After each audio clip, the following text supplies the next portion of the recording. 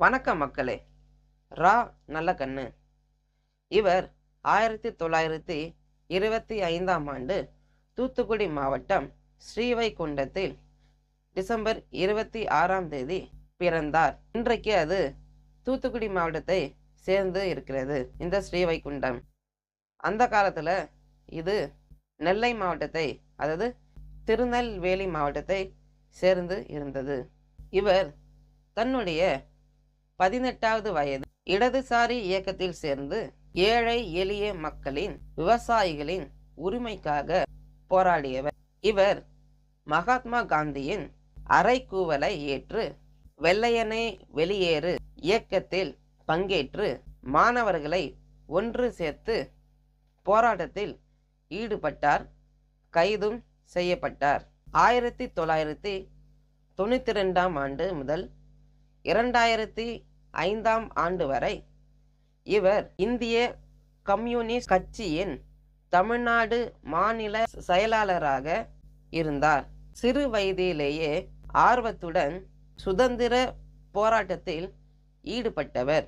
இவர் தனது வாழ்நாளின் பெரும் பகுதியை போராட்டம், சிறை என்று செலவிட்டவர். விடுதலை போராட்டம், விவசாயிகளின் போராட்டம், தீண்டாமை எதிர்ப்பு போராட்டம், கனிம வள கொள்ளைக்கு எதிரான போராட்டம் என்று பல போராட்டங்களில் இவர் ஈடுபட்டவர். இவர் 80 ஆண்டுகளுக்கும் மேலாக சமூக சார்ந்த போராட்டங்களில் இவர் ஈடுபட்டு வந்திருக்கிறார். உழுபவனுக்கே நிலம் சொந்தம் என்ற போராட்டத்தையும் தமிழ்நாட்டில் முன்னின்று நடத்தியவர் இவர். மடங்களின் கட்டுப்பாட்டில் இருந்த நிலங்களை தொகுத்து நூலாக வெளியிட்டவர் இவர்.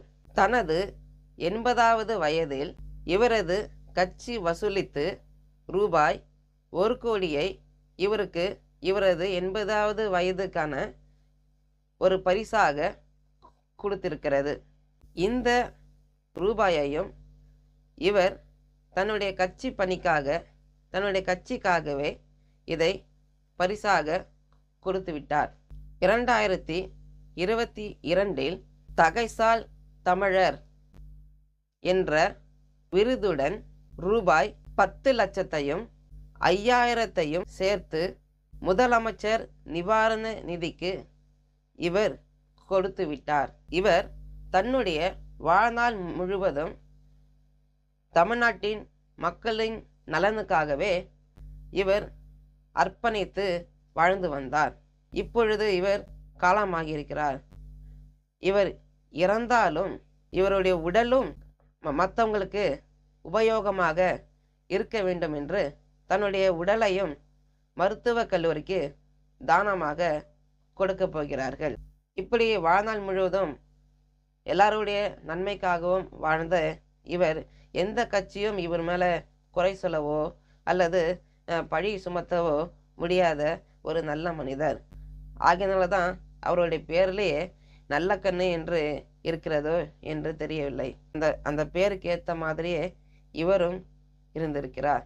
இவருக்கு எங்களுடைய வலையொலி சேனலான புழல் வைட்டி நியூஸ் சார்பாக ஆழ்ந்த இரங்கல்